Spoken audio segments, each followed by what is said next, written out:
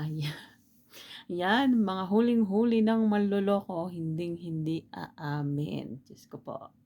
Gustong-gusto ko talagang tirisin. Huling-huli mo na, kitang-kita na dami ng ebidensya.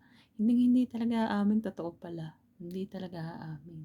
Tapos, sabihin, kaibigan ko lang yan, ganyan-ganyan. Ay, nako.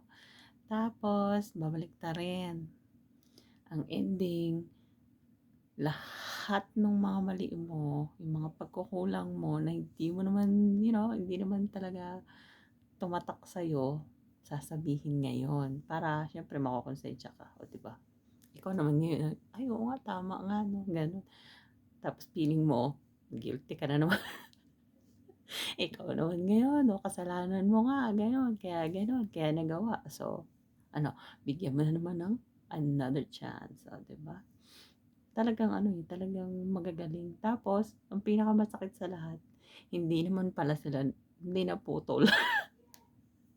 Sila pa rin pala, o, di ba? Tapos ikaw naman, go na go ka, feeling mo, okay na kayo, okay na. Yung pala, kunwari, binalak-block yung number. Pag lumabas yan, i-unblock niya yan. Or magagawa ng bagong Facebook, o, di ba? Ganyan naman yan eh. Oh. Tapos doon silang dalawa. Oh, 'di ba? Saya. Ikaw naman, 'di mo alam.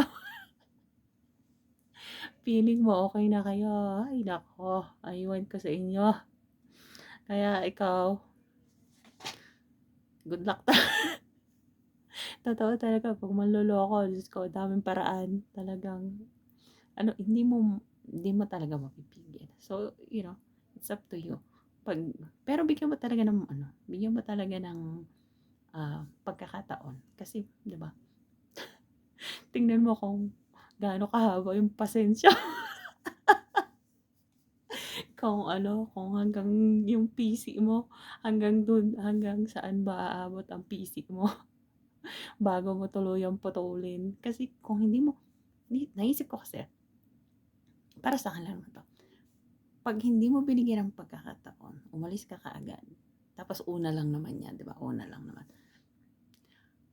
'Pag hindi na sila masaya, tapos bumalik sa'yo, baka bigyan mo ng pagkakataon kasi nga hindi mo naman sinubukan, 'di ba? Hindi mo pa sinubukang ayusin.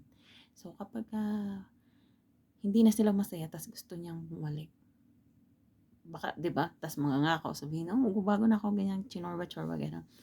Ikaw naman, siyempre yung mga what if mo before na, "Oo nga, hindi mo binigyan ng pagkakataon." So, baka bibigyan mo ulit, 'di ba?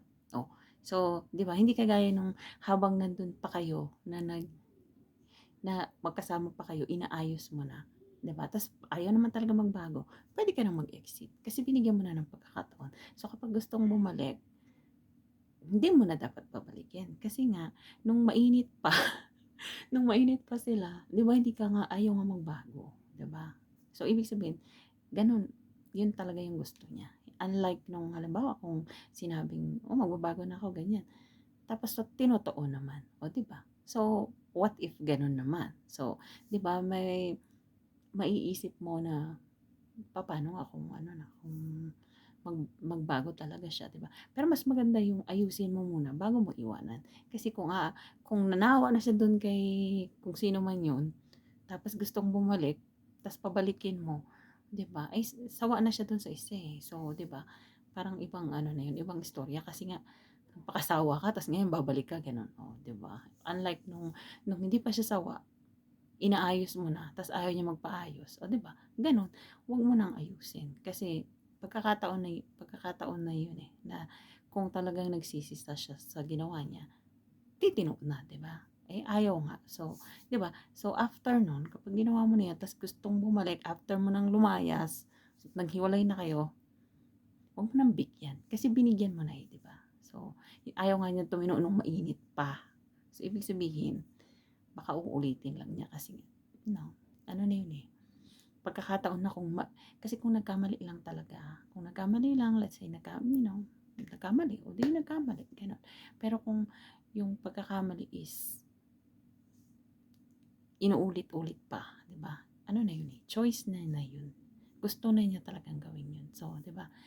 Yung mga gano'n, 'wag mo nang balikan pa kasi nga 'Di ba nga, nung mainit pa hindi ka naman pinili, 'di ba?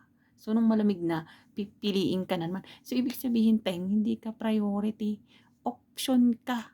Dahil nung wala na sila, puwede na uling bumalik sa'yo.